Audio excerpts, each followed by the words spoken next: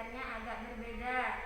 Biasanya ibu hanya mengajar kelas 2, ini kita bergabung dengan kelas 3. Kenapa? Karena kelas 3 wali kelasnya sedang ada kegiatan di luar sekolah. Baiklah, sebelum memulai pelajaran, mari kita berdoa dulu. Berdoa dipimpin oleh Andesta Pratama, silahkan. Selesai. Terima kasih Andesta. Nah, hari ini kita materinya untuk kelas 2 yaitu pengukuran waktu. Untuk kelas 3 yaitu mengenal lambang negara Garuda Pancasila. Baiklah, untuk anak kelas 3 silakan siapkan dulu alat tulisnya dan tolong diam dulu, jangan mengganggu konsentrasi kelas 2. Oke? Kelas 2, coba perhatikan, kalian di rumah mempunyai jam dinding apa tidak? Pasti punya ya. Sudah bisa belum cara membaca jam dinding? Belum? Nah, ibu akan mengajarkan cara membaca jam dinding. Perhatikan gambarnya. Jam A itu jarum panjangnya di angka 12, jarum pendeknya di angka 2. Berarti kita membacanya jam 2 tepat. Jam B itu jarum panjangnya ke angka 12, jarum pendeknya pun ke angka 12. Berarti bacanya gimana ini? Pintar. Jam 12 tepat. Jam C, perhatikan. Jam C, jam panjangnya ke angka 6, jarum pendeknya ke angka 4. Bagaimana kita menghitungnya? Kalau jarum panjangnya di angka 12 itu kan 60 menit. 60 menit itu 1 jam.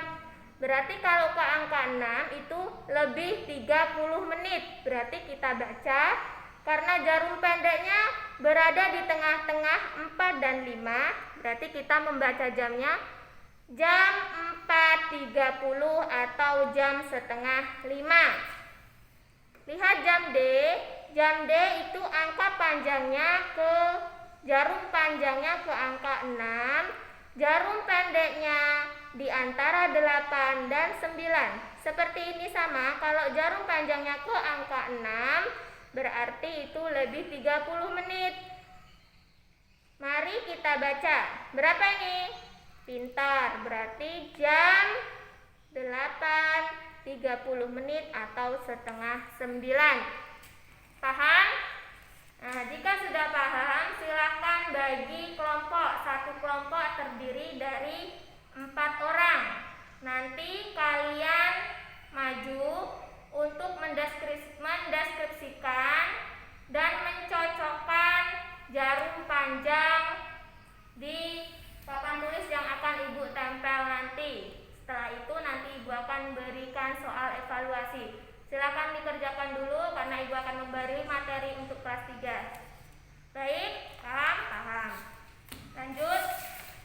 Kelas 3 sudah disiapkan alat tulisnya.